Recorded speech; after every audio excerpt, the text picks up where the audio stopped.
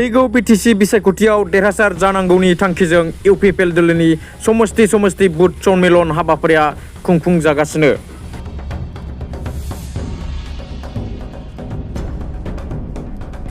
फैगौ बिटिसि बिसायख'थिखौ नोजोर लाखिनानै गुबुन गुबुन दोलोजों लोगोसे इउपिपिएल दोलोआबो थाद'नाय गैयै खामानि मावगासिनो दङ।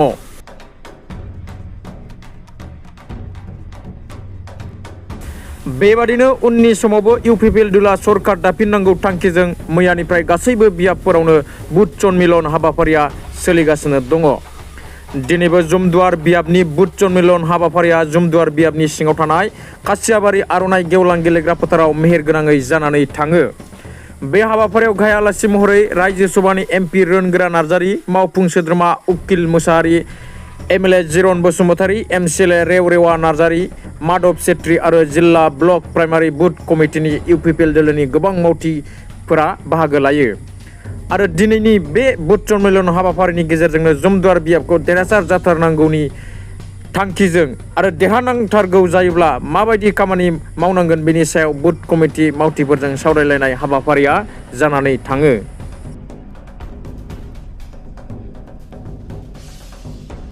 आमार बिटिआर 40টা সমষ্টিতে आमार बुथ कमिटी সকলক লৈ बुथ सम्मेलन আমি आरम्भ কৰিছোঁ।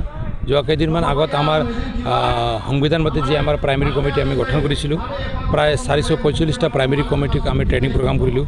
ইয়াৰ পিছত এতিয়া আমি যোৱাকালিৰ পৰা আৰম্ভ কৰিছোঁ আমাৰ বুথ কমিটি সন্মিলন।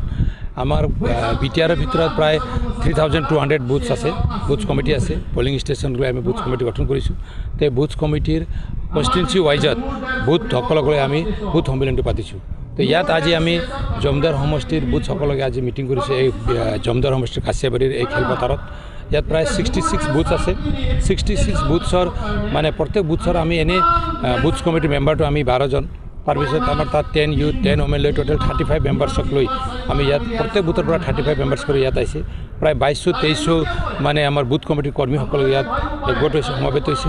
10টা প্ৰাইমেৰী কমিটি আছে, ব্লক লিডাৰ আছে। এই সকলো লিডাৰসকললৈ এটা এৱাৰনেছ প্ৰগ্ৰাম, দলক এটা ষ্ট্ৰেংথেন কৰাৰ বাবে, দলক এটা শক্তিশালী কৰাৰ বাবে, তৃণমূল পৰ্যায়ৰ কৰ্মকৰ্তাসকলক আমাৰ এটা কেন্দ্ৰীয় কমিটিৰ ফালৰ এটা মেছেজ দিয়াৰ কাৰণে তেখেতসকলক আগন্তুক বিটিআৰৰ যি কাউন্সিল নিৰ্বাচন ছেপ্টেম্বৰত হ'বলৈ গৈছে তাৰ কাৰণে সাজু কৰাৰ বাবে যোৱাকালিৰ পৰা আমি প্ৰগ্ৰামটো আৰম্ভ কৰিছোঁ। যোৱাকালি দত্মা, চৰাইবিল, আপোনাৰ কচুগাঁও আৰু ফকিৰাগ্ৰাম 4টা সমষ্টিত হিউজ এটা গেদাৰিং লৈ হিউজ এটা আমাৰ দলীয় কৰ্মকৰ্তাসকলক লৈ আমি বুথ সন্মিলনটো সমাপ্ত কৰিলোঁ। তো আজি প্ৰথম প্ৰগ্ৰামটো আমি ইয়াত কৰিছোঁ। আজিৰ দিনত কোকৰাঝাৰৰ এই 12টা সমষ্টিত 6টা সমষ্টিত হৈ আছে।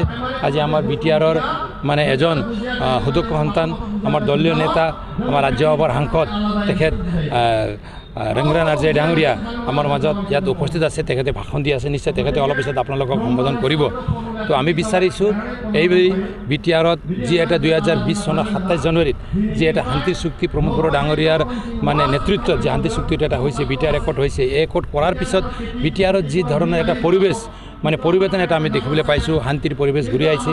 জাতি জনগোষ্ঠীৰ মাজত এটা সমন্বয়টো মানে যি গেপ হৈছিল বিগত দিনত, দীঘলীয়া সময় আমাৰ মাজত যি গেপ হৈছিল, এই গেপটো প্ৰায় নাইকিয়া কৰি প্ৰমোদ বড়ো ডাঙৰীয়াৰ নেতৃত্বত কোকৰাঝাৰ সমষ্টিৰ পৰা আমাৰ উমৈহতীয়া প্ৰাৰ্থী জয়ন্ত বসুমতাৰীক আমি জিকাই ল'বলৈ অক্ষম হৈছোঁ।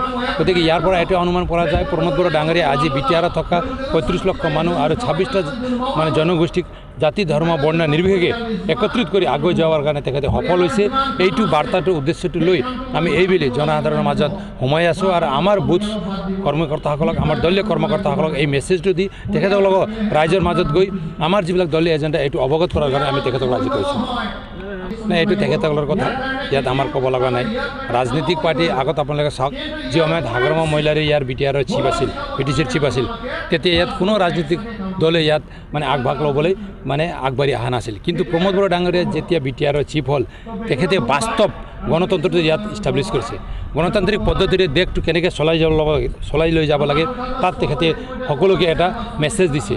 আজি চাওক, ইয়াত বিজেপি মাত্ৰ নহয়, কংগ্ৰেছে আহিব, জিএছপিও আহিব, বিভিন্ন ৰাজনৈতিক দল ইয়াত আহিব, সকলোৱে ইয়াত অংশগ্ৰহণ কৰিব। আমি বিচাৰিছোঁ গণতন্ত্ৰ ইয়াত ইষ্টাব্লিছ হওক, গণতান্ত্ৰিক পদ্ধতিৰে যি ধৰণৰ ছিষ্টেমেটিকেলি আমাৰ দেশটো চলে, ভাৰতবৰ্ষটো চলে, এই ধৰণৰ বিটিআৰত মানে এই নিৰ্বাচন প্ৰক্ৰিয়াটো আৰম্ভ হওক।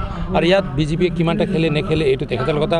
আৰু আমাৰ ফালৰ পৰা কিন্তু এটা স্পষ্ট স্পষ্ট আমি 40টা সমষ্টিতে খেলিম আৰু আমাৰ দলীয় যিসকল কেন্দ্ৰীয় নেতাসকল আছে আমাৰ মানে সিনিয়ৰ লিডাৰসকল আছে তেখেতলোকে ইয়াত সিদ্ধান্ত ল'ব আমি জাষ্ট কৰ্মী হিচাপে আমাৰ দলৰ দায়িত্ব লৈ আমি কাম কৰি যাম আমি এইটো ভাবা নাই আমি 40টা সমষ্টিতে নিৰ্বাচন খেলিম এতিয়া প্ৰি এলায়েন্সটো আমি কোনো ভাবা নাই চৰকাৰ বনোৱাৰ ক্ষেত্ৰত পিছত কি হ'ব কি নহ'ব এইটো পিছৰ কথা কিন্তু আজিৰ সময়ত আমি বিটিআৰত শান্তি আনিছোঁ ভাৰতবৰ্ষৰ প্ৰধানমন্ত্ৰী গৃহমন্ত্ৰী অসমৰ মুখ্যমন্ত্ৰী মহোদয় ইয়াত আমাক সহযোগ কৰি আছে গতিকে এটা ভাল এটা পৰিৱেশৰ মাজত সুস্থ এটা মানে গণতন্ত্ৰটো ইয়াত ইষ্টাব্লিছ কৰাৰ কাৰণে প্ৰমোদ বড়ো ডাঙৰীয়াই আগবাঢ়ি আছে তাত আমি একমত হৈ সকলোৱে কাম কৰি আছোঁ এইটোৱে আমাৰ এতিয়া হাগ্ৰাম মহিলাৰীকে সুধিব লাগিব যদি হাগ্ৰাম মহিলা তেনে তেখেতৰ এজন মানে কলিগ মানে যি সময়ত BLTৰ মানে সৃষ্টিকৰ্তা আজি BTCৰ ক্ৰিয়েটৰ চন্দন বৰ্মা ডাঙৰীয়া খাম্পা বৰগাৰী ডাঙৰীয়া আজি হাগ্ৰামৰ লগত নাই গতিকে তাত আমাৰ ক'ব লগা নাই তেখেতে কি কৈছে কি কোৱা নাই তেখেতক এৰিছে তেখেতৰ সংগীসকলে তেখেতে কৰিছে আজি আমাৰ দলতে আমাৰ প্ৰমোদ বড়ো ডাঙৰীৰ লগতে